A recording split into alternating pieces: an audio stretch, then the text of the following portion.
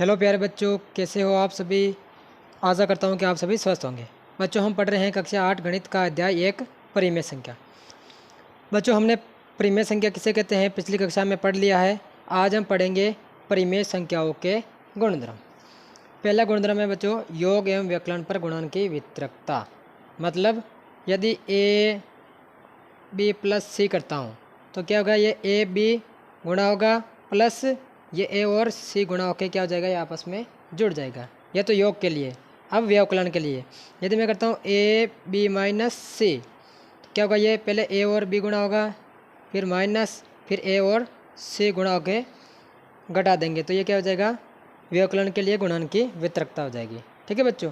मतलब मैं यदि ए कोष्टक बी प्लस सी करता हूँ, पहले मैं बी प्लस सी को जोड़ के फिर ए से गुणा कराता हूँ, या फिर मैं ए और बी को गुणा करा के ए सी को गुणा करा के दोनों फिर इनको दोनों को जोड़ता हूँ तो बराबर आता कि नहीं आता है वो अपन सिद्ध करेंगे। ठीक है बच्चों।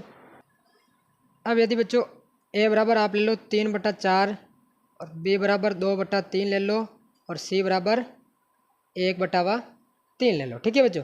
अब देखो, अब ये पहले योग के लिए कर रहे ए की जगह लिख दो 3/4 कोष्टक बी का मान क्या है बच्चों 2/3 प्लस सी का मान कितना है 1/3 बराबर ये क्या ए गुणा बी, मतलब 3/4 गुणा 2/3 बी का मान क्या 2/3 है, फिर बीच में है प्लस, फिर क्या है ए का मान है बच्चों 3/4 गुणा सी का मान कितना है 1/3। ठीक है बच्चों। अब देखो बच्चों, ये 3/4 तो यूँ का यूँ।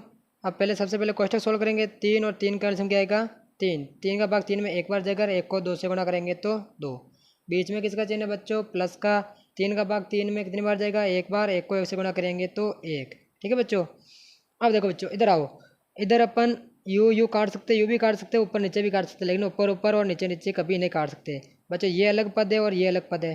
देखो 3 एकम 3, 3 एकम 3, 2 एकम 2, 2 दूनी 4। अब यहाँ पे एक बचा, यहाँ पे भी एक बचा, ऊपर ऊपर से गुणा करेंगे 1 एकम 1, नीचे यहाँ पे 2 बचा, यहाँ पे 1 बचा, 2 को 1 से गुणा किया तो 1। बीच में किसका चिन्ह है बच्चों प्लस का। अब देखो बच्चों, यहाँ भी 3 कट रहा है, 3 एकम 3, 3 एकम 3। अब 1 को 1 से गुणा किया तो 1 और 4 को 1 से गुणा किया तो 4। ठीक है बच्चों। अब देखो बच्चों, ये 3/4 मैं इधर लिख रहा हूँ 3/4, ये कोष्टक 2 और 1 कितना होता है बच्चों 3, और नीचे कितना है 3 बराबर इधर 1/2 प्लस 1/4, 1/2 प्लस 1/4। देखो बच्चों, यहाँ पे 3 एकम 3, 3 एकम 3 एक बार कट गया, यहाँ पे 1 आ गया, 1 को 3/4 से गुणा करेंगे तो क्या आएगा 3/4 ही आएगा बच्चों। ठीक है। अब 1/2 प्लस 1/4 को जोड़ना है तो सबसे पहले हर का एलसीएम लेंगे। 2 और 4 का एलसीएम आएगा 4, 2 का भाग 4 में देंगे कितनी बार जाएगा 2 बार, 2 को 1 से गुणा करेंगे 2, 4 का भाग 4 में एक बार जाएगा, 1 को 1 से गुणा करेंगे तो 1, बीच में किसका चिन्ह था प्लस का। देखो बच्चों, अब ये 3/4 यूँ का यूँ बराबर इधर 2 और 1 3 और इधर भी 4। देखो जो ये दोनों बराबर आ गया तो हम कह सकते हैं भाई योग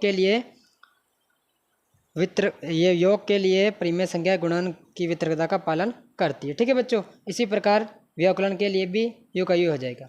अब देखो बच्चों, योज्य तत्समक। योज्य तत्समक क्या होता है बच्चों योज्य तत्समक। यदि परिमेय संख्याओं के योग के लिए शून्य एक तत्समक है। क्या है बच्चों, परिमेय संख्याओं के योग के लिए शून्य एक तत्समक है। कैसे तत्समक किसे कहेंगे बच्चों, किसी भी संख्या के अंदर क्या जोड़े कि वो की वही संख्या वापस आ जाए। किसी भी संख्या, जैसे बच्चों 4 है, अब इस 4 में मैं क्या जोड़ूँ कि वो की वही चाहिए, 4 का वापस 4 आना चाहिए। तो बच्चों मैं इसमें 0 जोड़ूंगा तभी तो आएगा 4। तो ये 0 क्या हो गया बच्चों, ये शून्य क्या हो गया योज्य तत्समक। क्या हो गया बच्चों, ये योज्य तत्समक। समझ में आ गया बच्चों। योज्य तत्समक का मतलब क्या हुआ कि भाई आप किसी भी संख्या में क्या जोड़े कि वापस वो की वही संख्या आ जाए। मतलब ए में मैंने 0 जोड़ा तो वापस क्या आ गया बच्चों ए। मान लो बच्चों मैं 15 में मैं क्या जोड़ूंगा कि वापस 15 आ जाए, 0 जोड़ूंगा तभी तो 15, 0 15 होते हैं तभी तो वापस 15 आएगा। ठीक है ना बच्चों। इसे कहते हैं 0 को कहते हैं योज्य तत्समक। अब चलते हैं बच्चों आगे गुणात्मक तत्समक। एक परिमेय संख्याओं के लिए गुणात्मक तत्समक है। मतलब अब बच्चों गुणात्मक तत्समक का मतलब समझना, ऐसी परिमेय संख्या जिसको ऐसी किस संख्या से गुणा करावे कि वापस वो की वही संख्या आ जाए। अब बच्चों वहाँ पर अपन जोड़ रहे थे योज्य दशमक में क्या जोड़े कि वापस वो की वही संख्या आ जावे, और गुणात्मक दशमक में ऐसी कौन सी संख्या से गुणा करावे कि वो की वही संख्या वापस आ जाए। तो बच्चों कौन सी संख्या से गुणा कराएंगे, 1 से। जैसे देखो 5 है, अब मैं 5 को किससे गुणा कराऊँ कि 5 वापस आ जाए, 1 से गुणा कराऊंगा तभी तो आएगा ना बच्चों 5। अब यहाँ पे क्या था, ऐसी कौन सी संख्या जोड़े कि वो की वही संख्या वापस आ जाए, तो 0 जोड़ रहे थे। अब यहाँ पे कौन सी संख्या से गुणा कराए कि वो की वही संख्या वापस आ जाए, 1 से। बच्चों 1 को आप किसी से भी गुणा कराओ संख्या वो की वही रहती है। 1 को 5 से गुणा कराएंगे तो क्या आ जाएगा बच्चों 5, इसलिए 1 को 1 से गुणा कराए तो क्या आ गया वापस a। ठीक है बच्चों। अब बच्चों देखना योज्य प्रतिलोम। अब तत्समक के बाद में आता है योज्य प्रतिलोम। ठीक है ना बच्चों। योज्य प्रतिलोम का मतलब क्या होता है, कोई भी संख्या है उसके अंदर कौन सी संख्या जोड़े कि वो 0 के बराबर हो जाए। मान लो ये 4 है, अब मैं इसमें क्या जोड़ूँ कि ये 0 हो जाए। ठीक है ना बच्चों।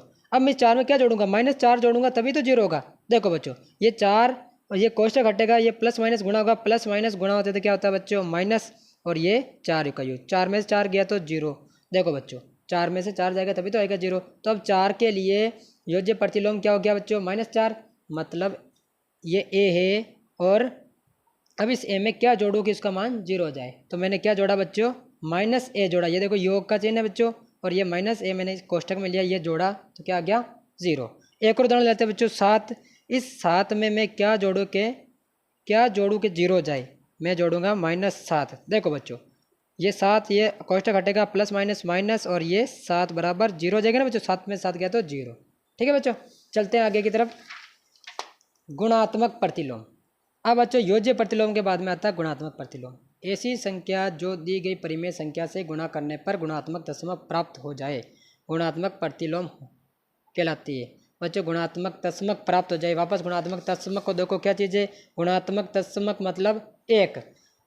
गुणात्मक दशमक क्या होता है बच्चों, यहाँ पे लिख दो बच्चों, गुणात्मक दशमक क्या होता है 1, और योज्य दशमक क्या होता है 0। हमेशा ध्यान रखना बच्चों, हमेशा योज्य दशमक 0 होता है और गुणात्मक दशमक 1 होता है।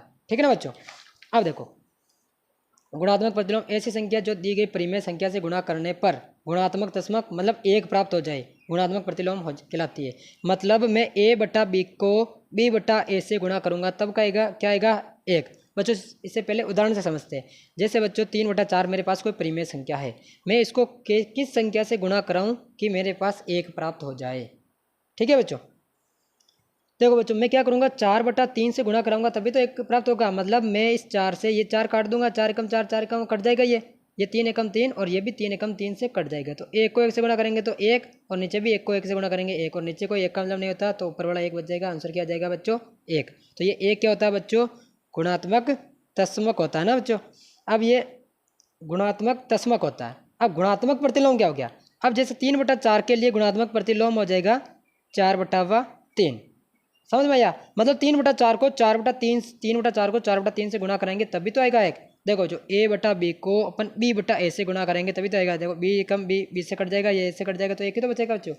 एक और उदाहरण लेते हैं तो बच्चों समझ में नहीं आया, ध्यान की लगा के सुनना। जैसे 5/6 है, इसको मैं ऐसी कौन सी संख्या से गुणा कराऊँ 1, इसका आंसर 1 आ जाए। तो बच्चों मैं 6/5 से गुणा कराऊंगा। किससे गुणा कराऊंगा 6/5 से। देखो बच्चों 5 एकम 5, 5 एकम 5 कट जाएगा, ये 6 एकम 6, 6 एकम 6 कट जाएगा। अब 1 को 1 से गुणा कराऊंगा तो 1, और नीचे भी 1 को 1 से गुणा कराऊंगा तो 1।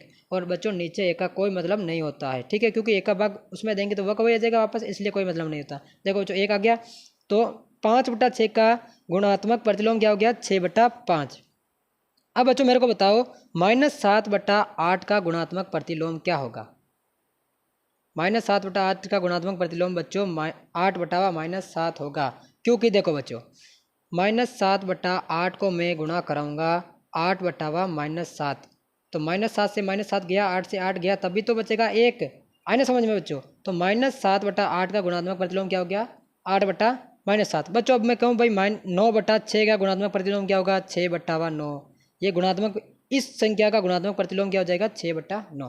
ठीक है बच्चों। आशा करता हूँ बच्चों आपको ये क्लास बहुत अच्छी लगी होगी, अच्छी तरह समझ में आया होगा। अगर बच्चों समझ में नहीं आया तो कमेंट बॉक्स में ज़रूर के भाई मेरे को सर यहाँ पे समझ में नहीं आया, वापस समझाने की कोशिश करूँगा।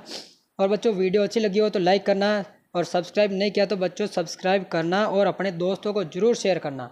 गर्मी की छुट्टियों में खाली नहीं बैठे रहे, अपनी पढ़ाई जारी रखें। ठीक है बच्चों, इसी के साथ विदा लेते हैं और मिलते हैं अगली वीडियो में। बाय, तब तक के लिए।